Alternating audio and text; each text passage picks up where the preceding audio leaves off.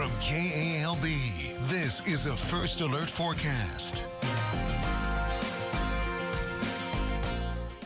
Well, welcome back and thank you for joining us this evening. Right now, we still have a couple of isolated storms on First Alert radar. Most of those are booking it to the state line, and they'll be out of here within the next hour. So I'll go ahead and put a pause on that so you can see the current radar view. Got some storms there across portions of Sabine Parish, northern Vernon, even going back down into south central portions of Beauregard. None of these are severe, just some brief heavy downpours, maybe some gusty winds below severe limits. When it comes to how much rainfall we picked up out of these, as I mentioned yesterday, widespread our rainfall totals for the next week, not looking very impressive, but it only takes one of these little isolated storms with some heavy rain to dump an inch or two on a certain location. That's what we've seen so far today. In fact, southwestern portions of Rapides Parish, radar picking up about an inch of rain, a little over an inch of rain that has fallen, about half an inch to 1 inch out in Wynn Parish. We'll go to southern LaSalle. Let's see if I can get that to click one more time. 1 inch of rain there, and then a little closer to 2 inches of rain there on the east side of Rapides Parish, just southeast of us in town in Alexandria. So a pretty good amount of rain and some of these tiny little pop-up storms, but most of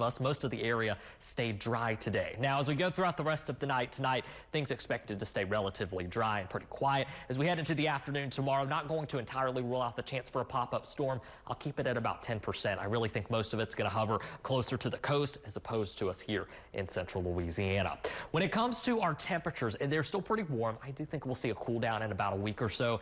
With that said, whether or not it feels like fall, it will certainly start to look like fall as we get a little bit later into this week. We're losing 50 minutes of daylight this month alone, and then right after we wrap up the month, we've lost all that daylight, then clocks fall back an hour, which means our sunrise and sunsets will both be an hour earlier. A quick check of things for you in the tropics. There's a wave that we're watching as it emerges off the west coast of Africa.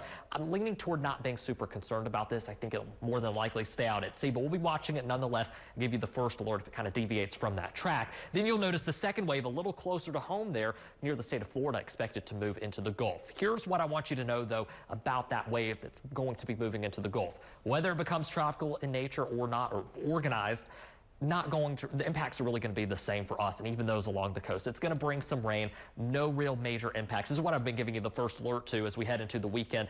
A lot of those heavier rainfall totals are going to be in southeast Louisiana. Maybe we see a few isolated storms out of it. Like I said, organized or not going to make a big difference for us. As far as our available moisture, you'll notice that moisture slowly creeping up north as we head into Sunday, and then Monday it'll bring us again some low-end rain chances, some hit and miss storms, but really I don't think widespread rain is in the cards for us, at least not for now. One thing that is in the cards across the board is that higher humidity heading into next week. We'll be pretty close to that swampy range once again, so it will feel a little stickier out there as we start the new week. Here's those rain chances next 7 days. We start to see those increase on Sunday if we stick with about a 20% chance of rain through the middle of the upcoming work week. See if this loads in here real quick. But again, minimal amounts widespread, maybe like we saw today. One of those little isolated storms has enough heavy rain to dump an inch or two on portions of the area. Certainly something that's possible.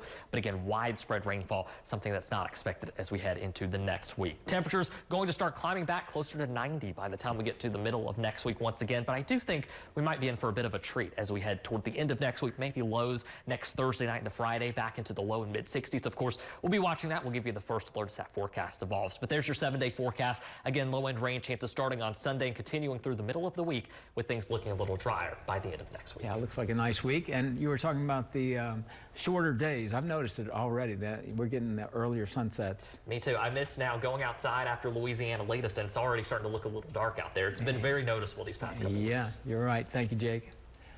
Well, in honor of the start of Breast Cancer Awareness Month, Rapides Women's and Children's Hospital hosted Quack for a Cure.